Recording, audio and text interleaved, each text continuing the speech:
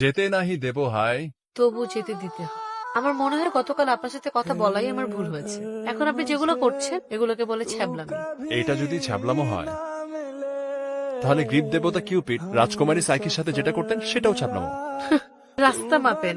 অপেক্ষার পর আসে প্রেম, প্রেমের জোয়ারে ভাসে মন। এই কবিতা কি এখন বানালেন? বাবা, এই বিরল প্রতিভা নিয়ে স্টেশনের প্ল্যাটফর্মে কি করেন? খই ভাজি। আপনার নাম? নাম দিয়ে কি আসে যায়? তার থেকে বরং বেনামেই থাকি, সেটাই ভালো। কিন্তু বৃষ্টি বিলাসীর তো খুব সুন্দর একটা নাম হওয়ার কথা, আর আমার মনটা সেই নামটা জানতে চায়। আমার নাম রুহি। খুব ছোট্ট কিন্তু মিষ্টি একটা নাম। কোথায় থাকেন? স্টেশন থেকে একটু দূরেই। আমি আসি। চেনা জানা তো হলো, চা তো খাওয়া যাবে নিশ্চয়ই। ধন্যবাদ, তবে চা খাওয়া যাবে না। আর শুনুন, আমাকে নিয়ে কোনো রকমের স্বপ্ন দেখা যাবে না। আমি কারো স্বপ্ন ভঙ্গের কারণ হতে চাই না।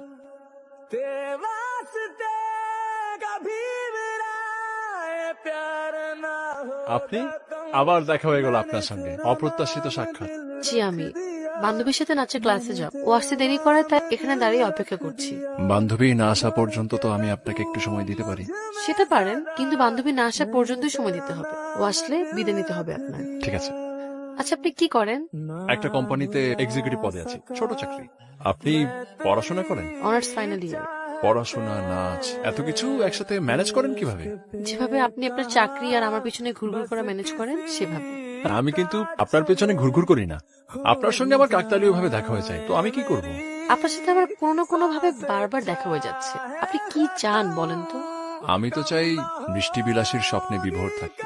ছেলেটার চোখে কেমন যেন অচেনা একটা আবেগ আছে। আমি তো এই আবেগটাই খুঁজে মরি।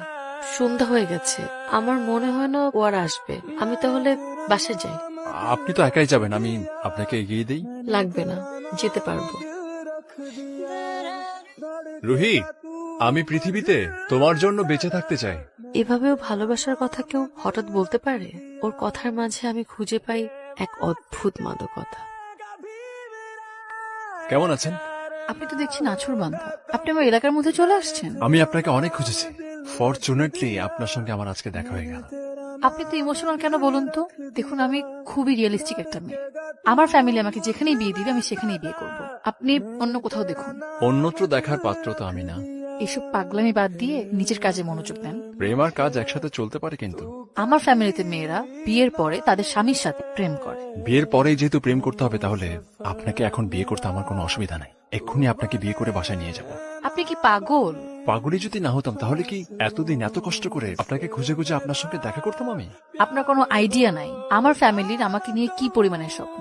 আপনি একটাবার শুধু আমার চোখের দিকে তাকিয়ে দেখেন। আমার ভেতরে আপনাকে নিয়ে তার চাইতে অনেক বড় স্বপ্ন।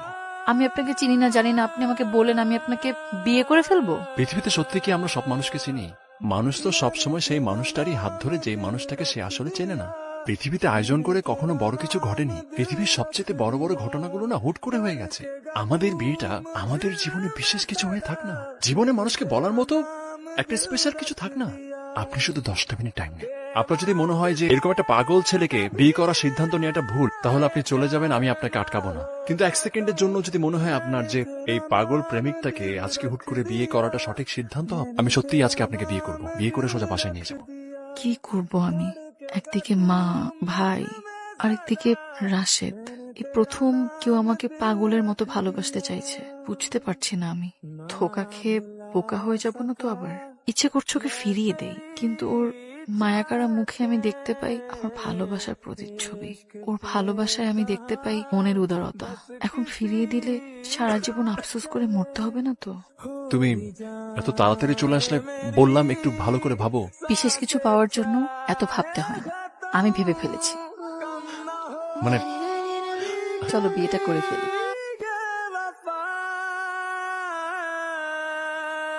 চলো।